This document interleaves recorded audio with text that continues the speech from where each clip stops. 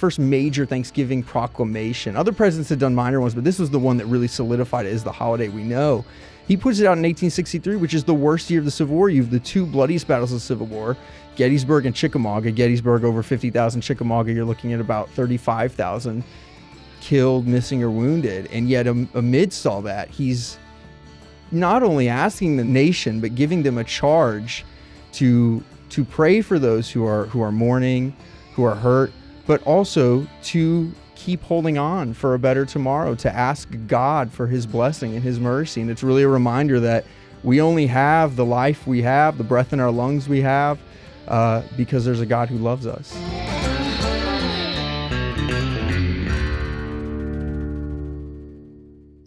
Welcome back to the Kevin Roberts Show. This is a special episode. I mean, really special. This is the first time we have endeavored to record a Thanksgiving special. And a Thanksgiving special because we should always be grateful. You probably heard me say once or maybe 100 times in the couple of years we've done this show that the heart of a conservative is to be grateful first. And so the best way I can do that here at Heritage is to feature my colleagues, all of whom are friends. And so that'd be a little time consuming if we had all 300 plus of us on this episode. And so this year we've got several of my colleagues, each of whom will talk about a different aspect of why they're grateful. Also, a different aspect of the holiday of Thanksgiving itself, because so much of what we have lost in the United States, but we can reclaim, is remembering our customs, our traditions, even as a few people who happen to be vocal want to take them away from us. So thanks for joining. I hope you enjoyed this episode. Very fitting. My first guest colleague on this episode is Chris DeMuth, one of our newest members to the Heritage team, but someone who is known throughout the country and the world. He was a longtime president of American Enterprise Institute and is now the distinguished senior fellow in American thought here at Heritage. Chris, the grand poobah of the conservative movement, thanks for being here. I'm thankful to be at Heritage Foundation and thankful to be here with you to discuss Thanksgiving. Tell us why Thanksgiving still matters. First of all, it is America's oldest holiday, and it is many Americans, including my own, favorite holiday. It goes back to very early, to the 16th, 17th century, early settlers in Florida. It was celebrated intermittently, pretty much throughout the colonial period, and it was a harvest festival, giving thanks for nature's bounty and to God for all of his blessings, often at the end of hard times. Sometimes it was a day of feasting and festival. Sometimes it was a fasting day. It had elements of penance and charity from the very beginning. The first Thanksgiving in 1621, there are many controversies about Thanksgiving, and you and I are Virginians, and Virginians sometimes claim that Jamestown actually came a year or two earlier, but we generally think of the Pilgrims' first Thanksgiving at the end of a terribly hard first winter. Half of the people who'd come over on the Mayflower were lost, but Native American tribes helped them, taught them American agriculture. They had a pretty good planting season, a terrific harvest in the fall, and they set aside 3 days to give thanks. The survivors and even larger contingent of Indians to memorialize what they had come through. But the big change came in the administration of George Washington in his first year of his first term, and it was the first presidential proclamation of any kind, recommending to the people of America that they set aside a day of Thanksgiving for the blessings that had come to them. It was not like an American executive order issuing from the White House today. It was very modest and dutiful. And George Washington emphasized that he was doing this in response to a request from a joint resolution of Congress. So the representatives of the people had put this idea forward. and it had been controversial. Some people in the House and Senate had thought that it sounded like a European tradition. There were Thanksgivings in the old world that we were trying to put aside. Many of them thought that it was violating the separation of church and state for the president to make such a proclamation. But it had ended up passing by a fairly considerable majority. And the president, as I say, he did not order anybody to do anything. He was not stepping out and issuing an order. He was recommending that the nation pause and give thanks.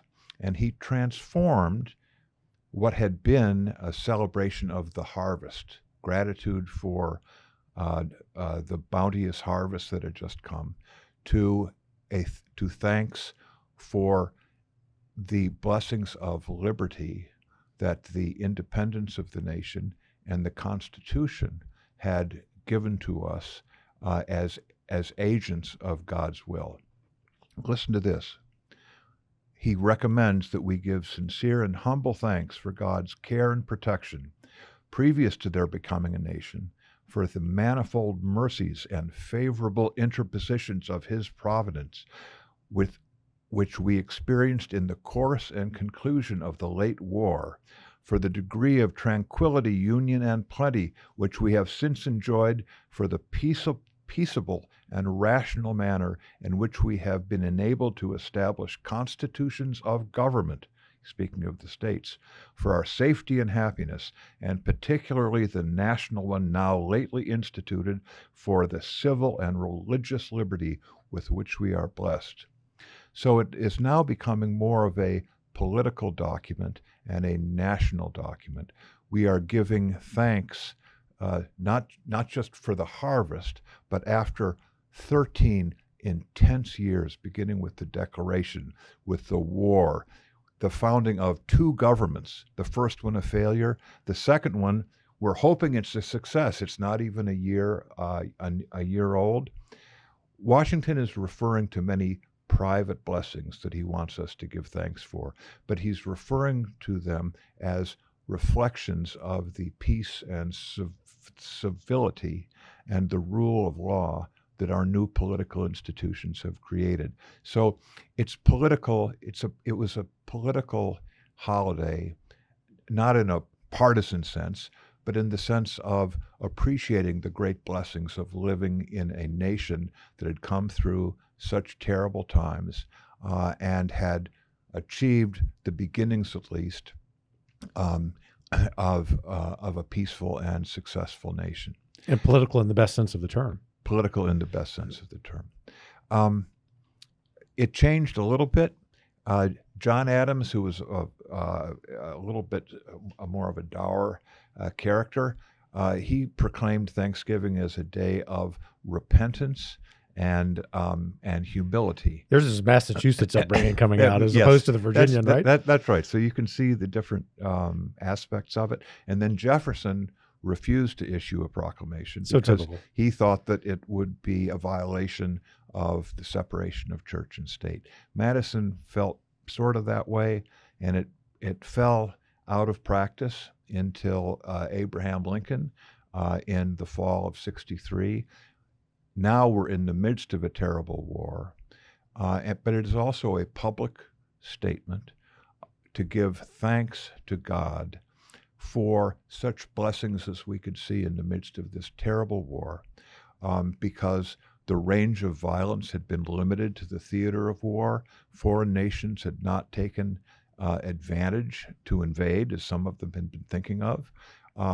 There was, in general, peace and rule of law in areas of the nation removed. So he's looking for good things, and he's looking forward to a nation that would enjoy blessings of increased freedom after the war.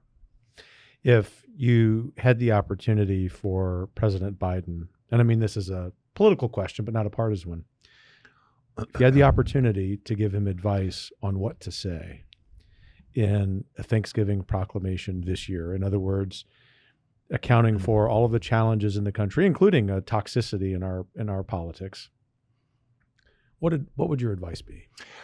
I would urge him to to emphasize what I regard as the most important part of Thanksgiving, which is that it is a day of pause. It is a day. It is a sort of a secular national Sabbath when we put aside our cares, even our ambitions, to simply sit back, to put our individuality aside, and we are in a home. We are with a family. We are bringing in sometimes extended family from around the country, roommates, friends who perhaps are without family, engaging in acts of charity. It is a day for family, for important rituals. We still have it's still a harvest feast when we have a big splendid table, but everybody participates in that. It is a day completely different. It's from other holidays and from the usual cares of our lives. So it is a time when we should just think of our blessings that have been unearned, to count those blessings and concentrate on those and how they should lead us to rededicate ourselves to live better lives in the future. I would urge, modern presidents often talk about their political programs, and the nation should give thanks for all of the wonderful legislation that I've proposed to Congress. I would suggest that President Biden not do any of that, but to suggest the religious aspects of Thanksgiving, giving thanks to God, putting aside our differences, emphasizing our humanity. And George Washington observed the first Thanksgiving by making a charitable gift.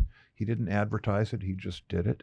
And I would suggest that President Biden emphasize charity, helping out others, helping out the less fortunate, which are all political acts in that we're all doing it as individuals in our homes, but we're doing it when millions and millions of other small platoons all around our country, we're all doing it as Americans at the same time. So it is a time of private thanks and gratitude, but it is also one of national celebration. And I would ask the president to emphasize that. And what a great, truly great advice for him or for any president, but also some good advice for the rest of us as we prepare whatever our family customs are going to be. One final question for you, Chris. Yes. What are you most grateful for this Thanksgiving season? Those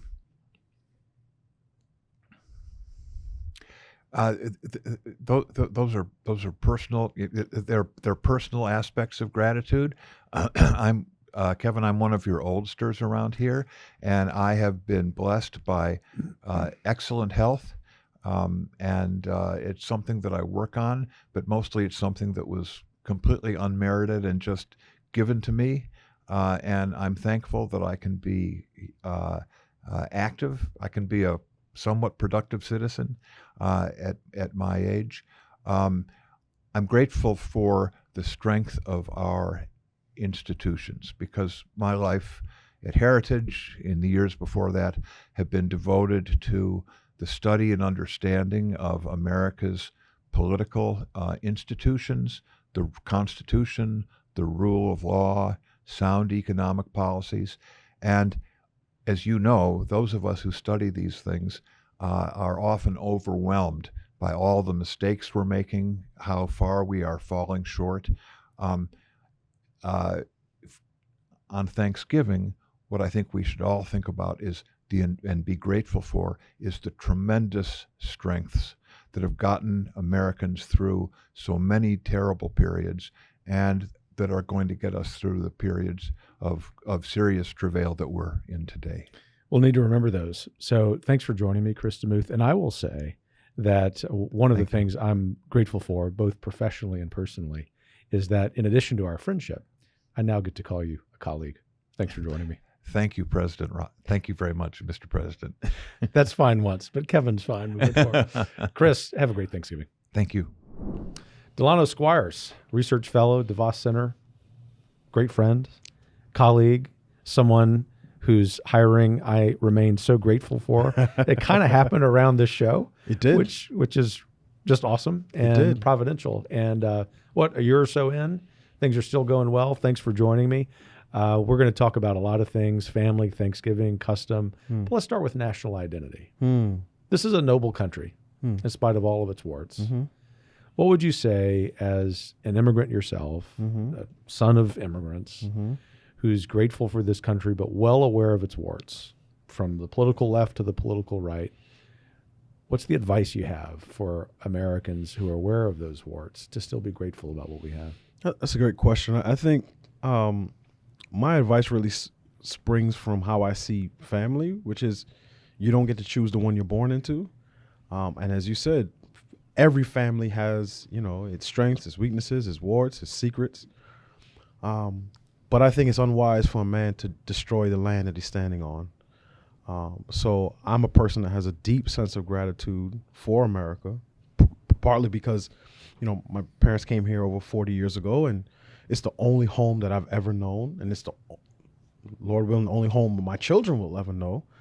And there's a lot to love about this country, and part of what it means to be a mature adult is to be able to see things for what they really are, a clear picture, not one that's rosy, that denies, the ways in which our creeds and deeds have not always aligned, but one that understands that, we are a more perfect union because we've been striving to match those two things up. So I know it can be difficult at times, but I'm a person that believes deeply in the virtue of gratitude. Because one thing I will say is that much of what we're seeing in this, people talk about wokeness and sort of the woke movement. One thing that doesn't get discussed enough is the extent to which we're losing our sense of gratitude. And when I look at you or you look at me and you say, well, your sex or your race gives you a leg up, what it ultimately ends up doing is making people ungrateful for the things that they have, because for whatever little we think we have and what more we think we should have, someone always has less and is desirous of what we have. So all of those things sort of go into how I think about a sense of gratitude and thanksgiving for this country. This is related, but it may seem like a little bit of a pivot. But one of the things we're trying to do in this episode is highlight customs of colleagues in their own families. Are there special customs that your family had growing up, or your family now with your own kids has, that you would share with the audience as a way of maybe encouraging them to rekindle some of those? I ask that question because if polls are to be trusted, and at least the trends in polls, I think, can be trusted, Americans are sort of losing touch with this kind of quasi-religious element of the Thanksgiving holiday, which President Washington set out so long ago. So I remember as a kid, one of our customs is that we would meet at my aunt's house every year. And at that time, at the height of it, I probably had about 20, 30 people in the house. Aunts, uncles, cousins, family friends who would come, from Brooklyn or the Bronx and drive to Queens, and we would all eat and have fun and dance. And that really was one of the most special memories I have of growing up in as a kid. Now we as a young family, we're creating our own customs. I don't kill my own bird. Maybe one day if I get into hunting, I will. But just being able to spend some quiet time with the family, and we're still developing some of those things. One of the things that we used to do early on in my marriage, my wife and I, we would travel to Houston because she said how much Thanksgiving meant to her parents. So we did that for a number of years. Haven't been doing it as much, obviously, since COVID, but we try to develop. We're trying to develop more of those customs and traditions in our family, so that our kids have something to hold on to, and then they have something to pass on to their own children. I think it's still possible, given the political differences in this country, which, as you said in our first conversation thread, highlight these immutable characteristics of all of us, just as a political project, or maybe it's better put as a social project, for us knowing our pluralism as a society, to actually get back to the point where there's a greater emphasis on shared national holidays, perhaps starting with Thanksgiving. And if that's the case, what can we do at our respective Thanksgiving gatherings to begin that project? Is it possible? Yes. Is it likely on our current trajectory? You're an honest man. You can level with me, Delano. It's hard to see that. We are breaking apart in so many different ways. And I think one of the things that has made me realize is what we have, this sort of experiment in our country, is not the norm. A tribalism is definitely the norm, right? Shared ethnic background, a shared sense of land and sort of people groups situated in a particular place, that is the norm. So the fact that we've gotten as far as we have over the last 250 plus years is a testament to the resilience of the American spirit all around. But I hope that we can do that. But it's hard to have shared holidays when people start from such different perspectives on everything. And in fact, at times it feels as if one side says this is a great thing, the other side is duty bound to say, no, we must oppose it. So I hope that we can do that. But as I said, I think Thanksgiving is the notion of being grateful for what you have is one thing that I think can be sort of broadly accepted by Americans of all different types, all different backgrounds, religious views, ethnic backgrounds. So I'm hopeful, but I don't think the trend lines are pointing in the right direction at this point. So maybe what we can do at our Thanksgiving gatherings, for those of us who are the praying sort, is to pray for this. But secondly, in terms of what we can do outside the supernatural, that is to express our gratitude, to do what we try to do first here, which is to listen before we speak, which you personify, if I may say. And yet we can also be sober that the reality is not good right now, but perhaps by doing those things and realizing that culture, what we do in our own homes, will affect politics, that we can get there. Yeah. And I agree. And I think more of us need to become the praying sorts. Because, again, my faith does drive that sense of deep gratitude. I wake up every morning understanding that some people didn't make it through the night. Every holiday I get to celebrate with my family and friends, I'm thankful for, because I know people, who've lost both people younger than I am who've lost both parents. So there's so much to be thankful for in this life. And in fact, I think our bounty has helped drive this sort of sense of envy and ingratitude. Because for the person that thinks that when Starbucks runs out of their pumpkin spice flavors, that this is some sort of crisis, people like that haven't spent enough nights going to bed hungry, or living in a place that doesn't have running water, right? So I'm aware that there are people all across the globe who live those lives. And one of the things that always struck me as ironic is that sometimes you see, missionaries go over to some remote village in Africa. And one of the things that was most consistent about those experiences is that the kids in that village always have a song. They're always singing. There's always a sense of palpable joy that you can get from them. And then you compare it to this country where kids who have every conceivable device and video game console are complaining about what they don't have, and largely in part because they're listening to parents who complain about what they don't have or what somebody else got that they didn't deserve. So I do feel that one of the things that can help bring us back to that sense of unity is for a greater, sense of prominence that religion and faith can play both in our personal lives and also in the public square. Well, I'll take that as a charge from you this Thanksgiving season. Delano, Squires, I remain grateful for our friendship, grateful that you're here as a colleague, and grateful for everything you do for this country. Thank you, sir. Thank you. Richard Stern, director of the Herman Center here. You'd focus on all things fiscal, budget. If this were an episode of a different purpose, we might be talking about a different topic, but the government's spending too much money. We'll leave that there. And instead, you and I are going to talk about what you're thankful for. Absolutely. What are you thankful for? So honestly, and I appreciate, thanks for having me on here. One of the things I actually love about budget policy is if you do it right, it's about that. It's about the things you value. It's about the things that give you inspiration. It's why you do the things you do. So I'm thankful for my family, friends, those things, the people around me, the team that I have here. But honestly, I'm thankful that I get to be in a country, I get to work at an institution where we try to make sure that everyone has the ability to do what they want, to pursue the dreams they have, to not just be thankful for things, but to use that as inspiration to make other people's lives better. And that gets me up in the morning. Anything different about this year? Well, the government's about to run out of money. Oh, right. What's different about this year? Heritage has been saying that for a long time, right? Exactly, right.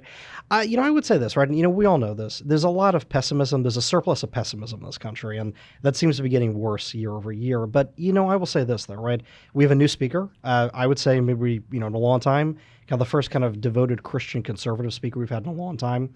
And I think there's a new energy in this country, actually, in some ways, that despite the pessimism, there's an increasing kind of determination, energy to get back to our roots, to get back to our traditions. Frankly, I think to refine that optimism that I think drove the United States. And I think drove the pilgrims to come here and found a nation that, for the first time in human history, at least since ancient Israel, was devoted to God's law and not just to dictators that ignored God's law, which was most of human history. So I think we're back to that. What needs to happen in 2024? I'll leave that open-ended. So in any sector of life, in order to accelerate or maybe implement this sort of newfound optimism you have? So I think at some level, and it feels frustrating, you need people to believe it individually in their own hearts, right? I think optimism is something that starts at the individual, and that permeates through our institutions, the family, other civic institutions, but pessimism does as well. And so, I think it behooves all of us individually, as you said, to think about what we're thankful for, what our roots are, what our foundations are, what drives us. Not just the thing you do day in, day out at your job, but really what motivates you. And I think if all of us focus on that, focus on what we're thankful for, what we have, what our goals are to make the future better for ourselves, our families, our neighborhoods, I think you'll see that more of that energy building. And so, it's for people that lead and have platforms to use it.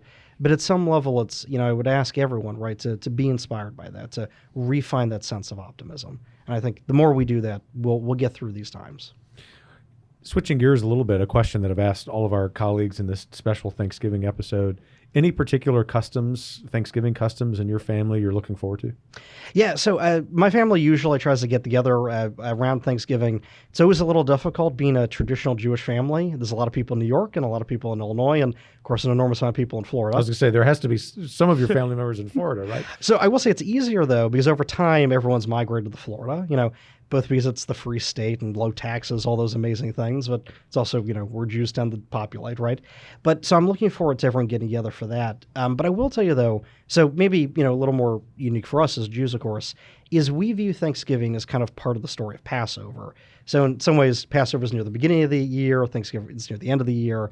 But, they're both, in many ways, the same thing, right? They're devoted to being thankful for our free will, for our soul, for what makes each of us individually unique.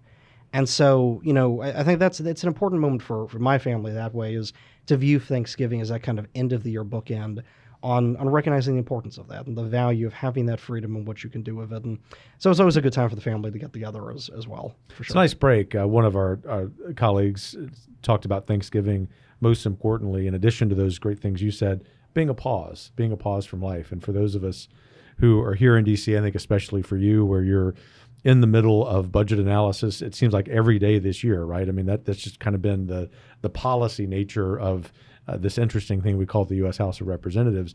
I'm sure you're looking forward to the break. Last question. What advice would you give to anyone in the audience who wants with their head, they know in their head they need to be grateful, but maybe in their heart they can't quite get there because they see a lot of things to be discouraged by? What advice do you give them this Thanksgiving? So I think at some level, it's focus on those things that inspire you, right? So I think it's easy at some. I think if you're prone to be thankful for things, you kind of do it naturally. I was one of those people that tended to fixate on what was wrong, what was pessimistic. And don't That's get me hard wrong. to believe, truly. Well, you have to. Because I know you to be one of the most hopeful people. That's why, though, because I know what it's like to not have that. In fact, a little bit of my story is I grew up in a very liberal family, actually, and so. In some ways, and I got interested in politics when I was a liberal. And so, and where I came from on that, so I'm not saying it kind of looking at the other side, but saying from my own background, it's peddling in pessimism, right? It's an ideology that fixates on what you're not grateful for, that fixates on what's wrong with the world. It fixates on imperfections. So what I would say, right, is, if you're not already prone to look at what you're thankful for, if you're not already prone to be motivated by the good things, focus on that. What is it about the world that you think is beautiful, that you think just kind of organically comes together? What is it about the world where things that have guided your hand, things you could never have planned for, but led you into the right place? All of us have that story. All of us have stories where there were things that we would never have expected made the difference and did in a positive way. If you focus on that, I think it opens you up to feel all of those things that we just naturally take for granted because there's no problem, there's no crisis, it's already good. If you fixate on that, I think what most people see is even in the darkest times, and I've been there as well, the vast majority of things around you are actually pretty good and they work pretty well. And so you can ignore the kind of the few problems around you and fixate on how much is good and how far you've come in your life. So that would be my advice. What a terrific Thanksgiving reminder. Richard Stern, it's a great pleasure to work with you every day. Likewise. And so I'm very grateful for that every single day. Thanks for taking some time out of what is a very busy week for you as you're crunching some budget numbers. Most of all, happy Thanksgiving. Thanks. And you too as well. Thanks so much. You bet. Brenda Hafera, who works in our Simon Center, one of the great policy leaders at Heritage. Thanks for joining me. It's a pleasure to be here. Everything you do is awesome. No, truly. And as a historian who is not really able to have a lot of time to continue to do academic history, I read everything you write. And I don't have the time to do that for every scholar at Heritage. And I think everyone understands that. But I love your work. It's always a sober diagnosis of revisionist history, which is terrible, how that is seeped into so many of our historic sites, especially here in the Washington, D.C. area. But it's always with an attitude of being grateful for the past, honoring it properly, telling the story honestly, but also some suggestions about how things can be improved. So thanks for your work. But tell us about the scourge of revisionist history before we get into some happier notes. Yeah, unfortunately, it is spreading, and it's spreading very quickly. Once it infiltrates one area, it is on to the next. It is always one step further ahead than we can seem to catch up to it, unfortunately. So I think a lot of people are familiar that it's certainly part of our lower education. It's certainly part of our higher education. The higher education institutions actually came first, right? If you really want to be effective, you educate the educators because they're going to go on and educate the children, of course. And so that was part of the strategy of get the higher education institutions, get the teachers, and then lower education institutions will follow. So we've seen that in many different forms, in the form of critical race theory, in the form of identity politics. And now, as you mentioned, we're seeing it at our presidential homes and museums, which I find particularly disturbing because so many people have come up to me and say, I remember when I was a little kid and I went to James Madison's home and I stood in the room in his library where he thought of the Constitution. And that was a remarkable experience for them. It's something that touches them and makes them feel proud to be an American and to be part of this great experiment in self-government.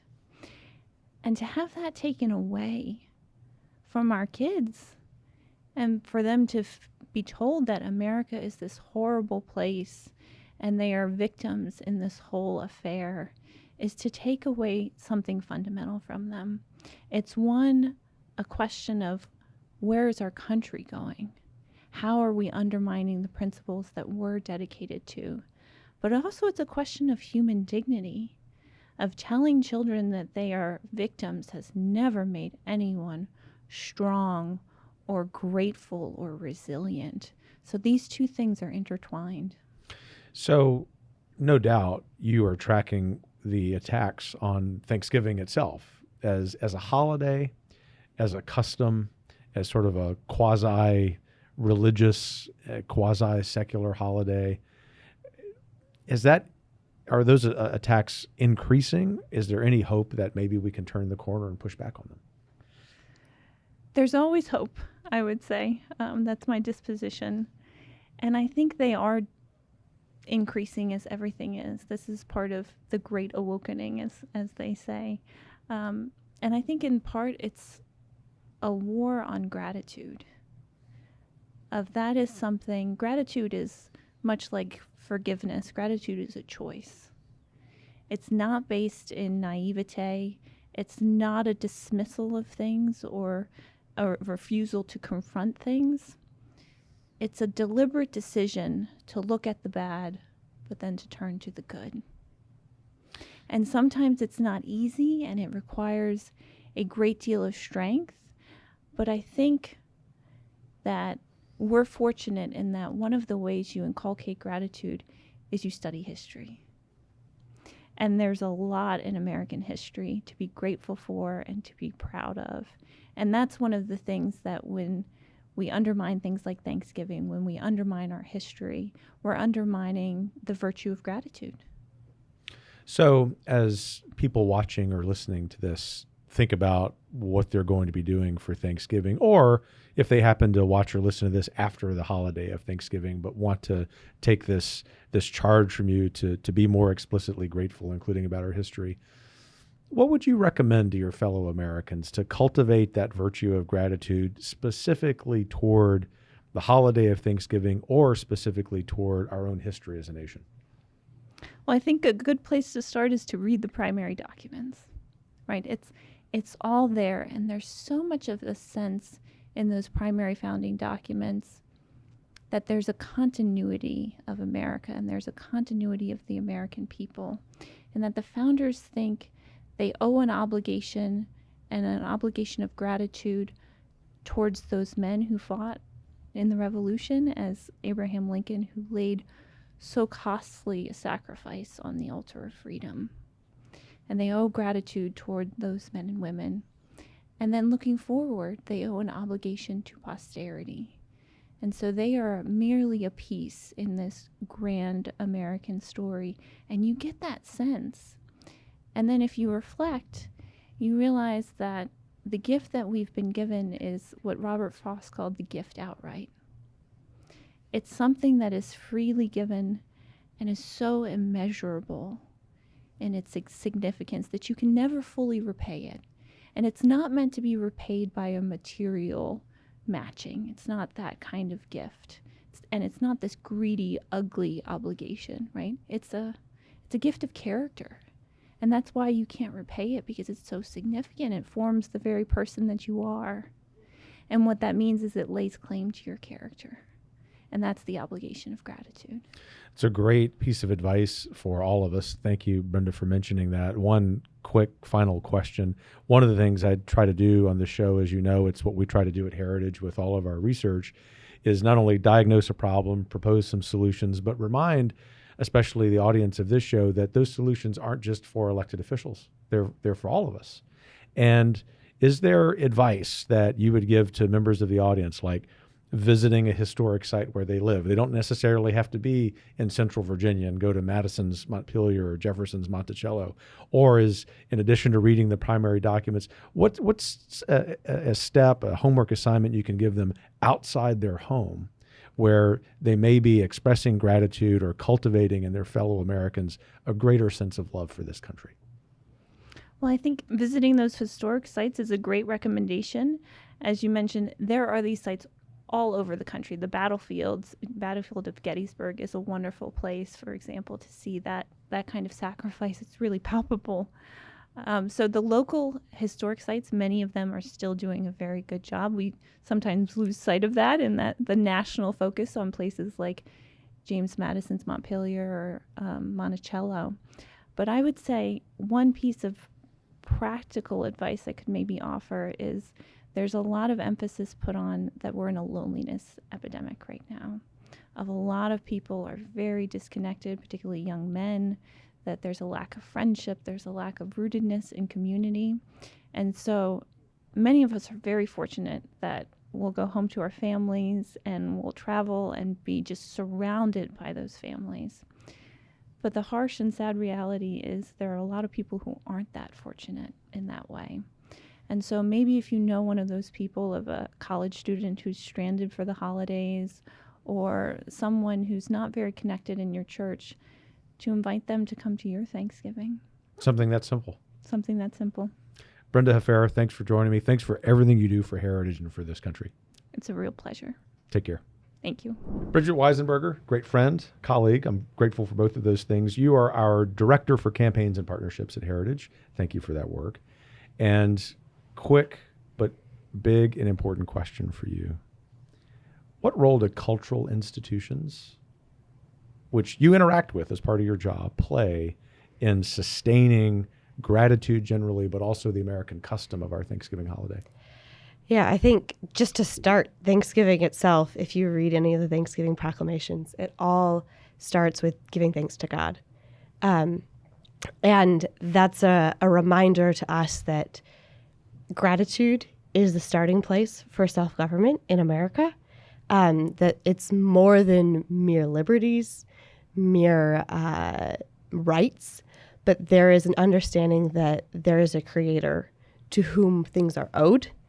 And out of his generosity, we have what we have here in America. And so I think that that understanding of America is essential when you're talking about religion and the role of faith, to constantly remind us that that is at the core of what makes America what it is and what allows for the self-government we have here. So with that in mind, what do we owe each other as citizens? I don't mean that in like a Bernie Sanders socialist way. You know that. We have to make that caveat on this show. But civically, like on a human level, what do we owe each other in this society we call America? Well, I think it's very hard to answer that question if you don't have a sense of faith in anything other than mere rights and duties.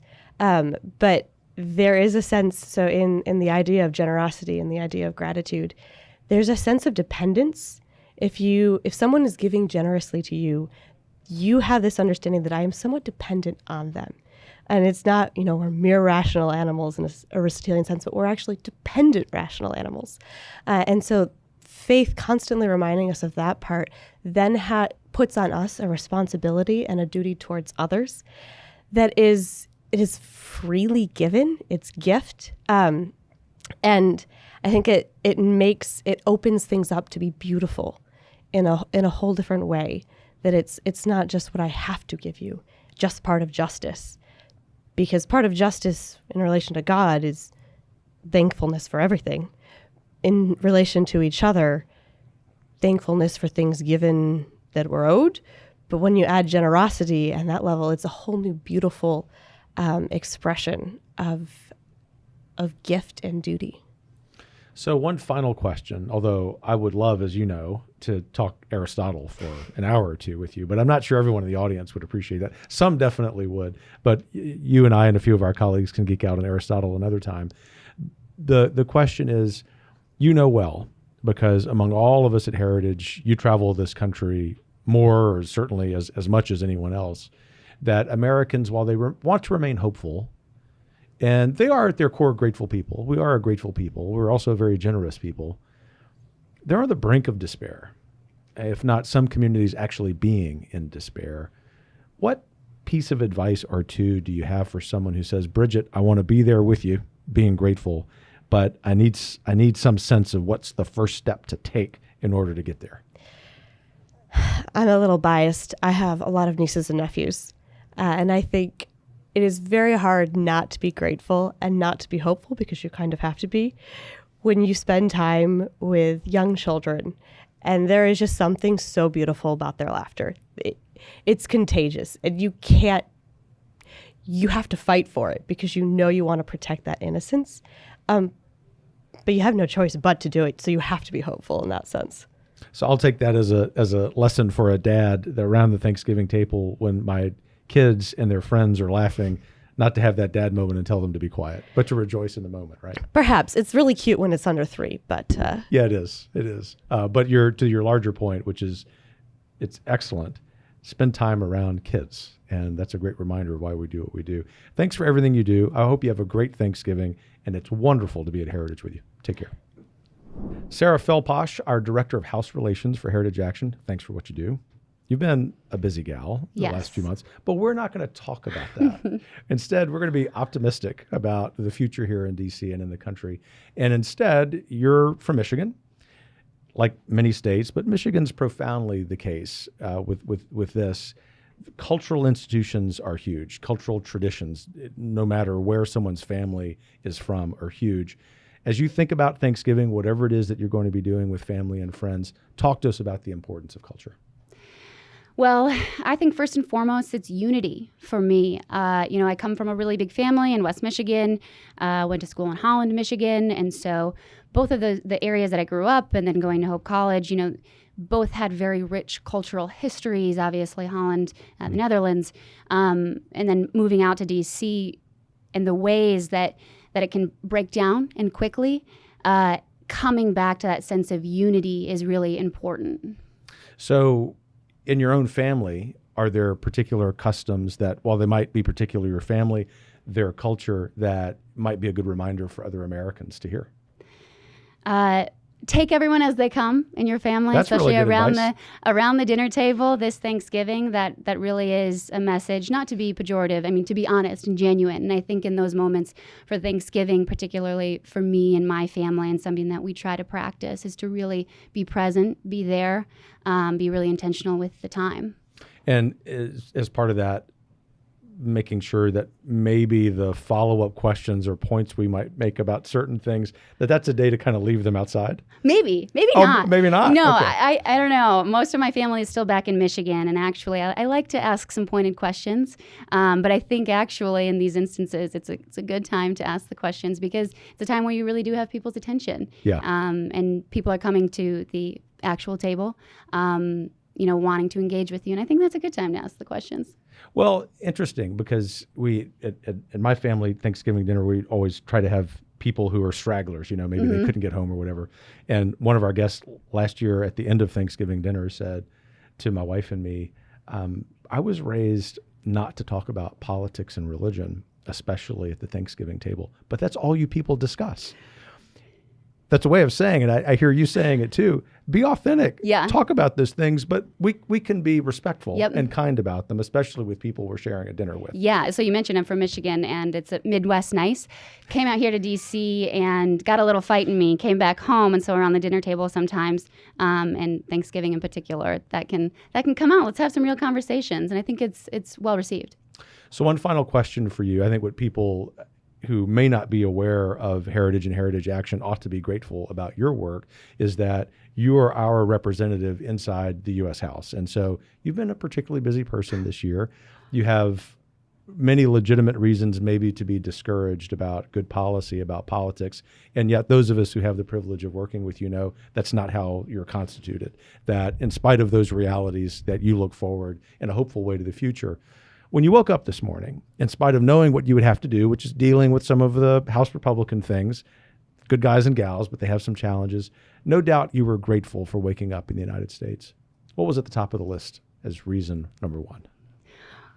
Reason number one for waking up this morning was actually to go home. I made the decision to go home for Thanksgiving this morning. So my family's going through a hard time right now. So that was first and foremost top of my mind this morning. A great reminder of priorities, right? Keeping everything in perspective. So thanks for everything you're doing. Have a good time at home and happy Thanksgiving. Thank you. Philip Reynolds. I don't even know your title. You do something. I see you down here in the comm studio all the time. You're digital producer, Yes, sir. Kevin Roberts Show, Yes, sir. all the far more important productions we do at Heritage. And I'm chuckling because you have to tolerate me so much. Thank you. I'm grateful for the fact that you tolerate me. I'm grateful to be here. And I think you're grateful because I just agreed that for 10 minutes, we were going to geek out on American history. Yes, sir. Let's start. All right. I'm really grateful you want to do this. And so one of the great things about being the president of the Heritage Foundation is, of course, I can exercise my executive prerogative. I try to do so very, very infrequently, but I'm exercising it now. The last segment of this special Thanksgiving episode, we're talking history. What's your favorite part of American history? Wow, that's in the top 3 toughest questions I've ever been fielded. Oh, that, come that on comes now. up. No, it really does. I love American history. I'm particularly drawn to, and this isn't really going to tie in very much with Thanksgiving, but Seminole Wars, westward expansion, Comanche Wars. I just read a book, Empire of the Summer Moon. Highly recommend One of it. the best books ever. Incredible. I had to put it down at times. It's almost like eating really rich cake. There's so much there. You almost have to pause to appreciate it. But that anything in that realm, but aside from that, the Civil War has been something I've always been drawn to. Shout out to my grandfather. He was really into Civil War history, and growing up, I used to watch Gettysburg with him and all these documentaries and TV shows. So it's just been something that stuck with me my whole life. And living here in Virginia now, sort of as a adopted Virginian, I suppose, it's really cool getting to, live within driving distance of some of the most important historic sites in American history, particularly ones from that era. Yeah, you just can't live in Virginia. I was going to say a place like Virginia, but I meant Virginia, period, without just feeling the draw into history and relative to the rest of the country, the age of the institutions, the pride that Virginians rightly should have in those institutions and their history.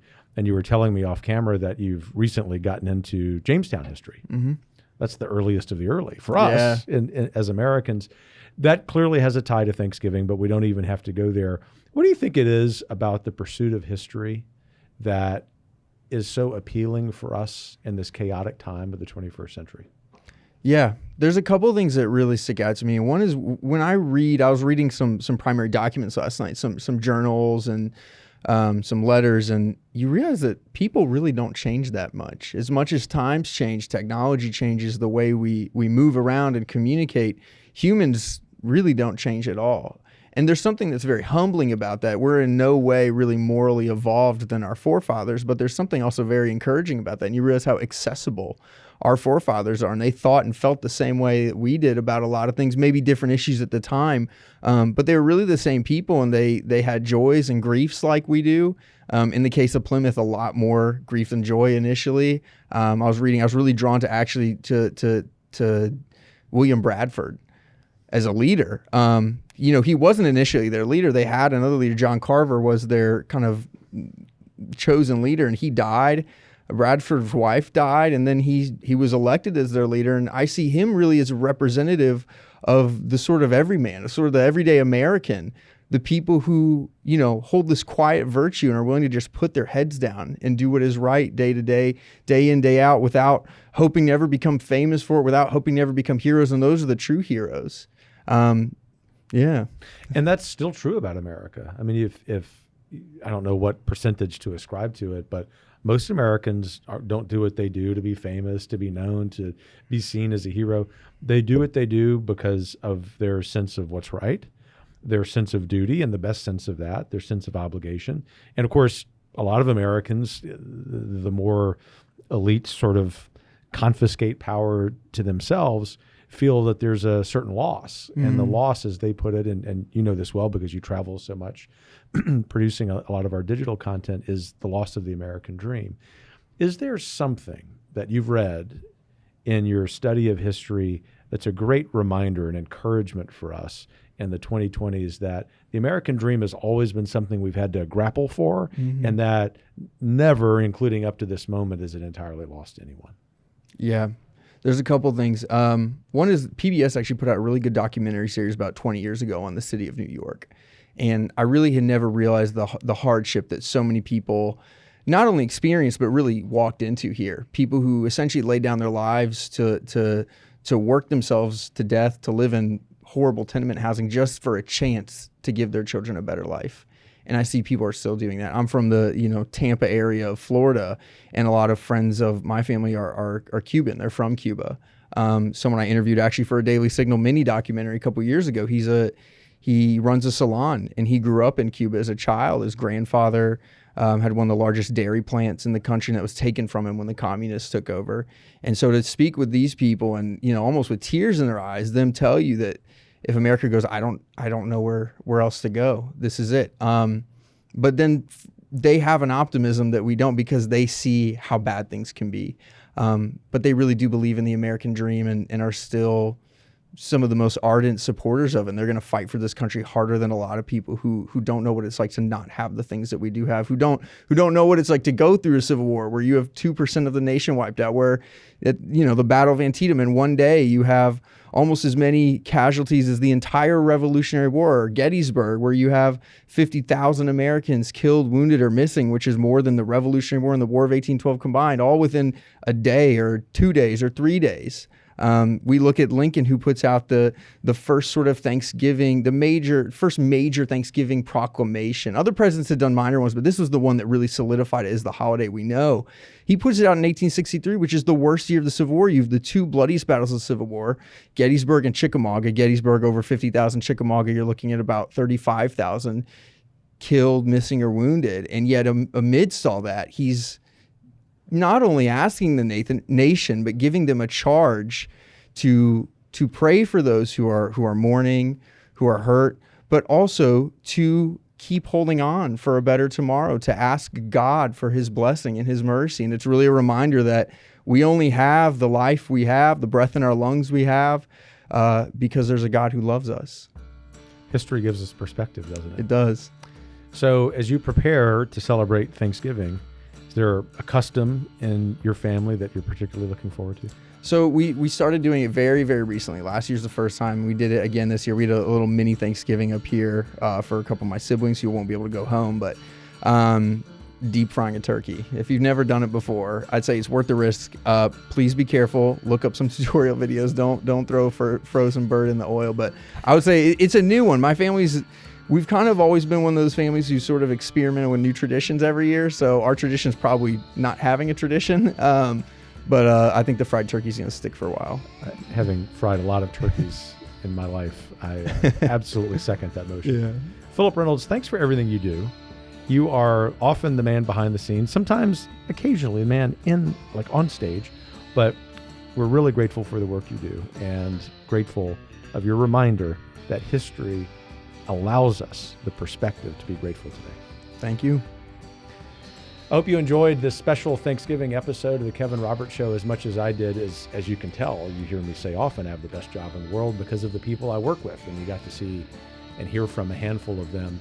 Most of all, on behalf of all of us at the Heritage Foundation, wherever you are, wherever you're from, however hopeful or not you are, we're hopeful that this episode has given you a shot in the arm, because as we enter the concluding phase of 2023 and go into 2024, people are focused on things like the presidential election. Very important, don't get us wrong.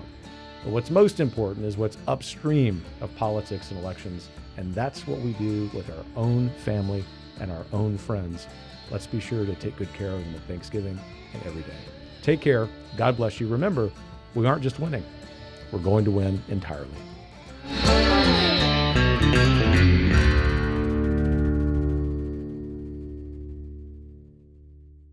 The Kevin Roberts Show is brought to you by more than 500,000 members of the Heritage Foundation. The executive producer is Crystal Kate Bonham. The producer is Philip Reynolds. Sound design by Lauren Evans, Mark Guiney, and Tim Kennedy. For more information and to subscribe, please visit heritage.org.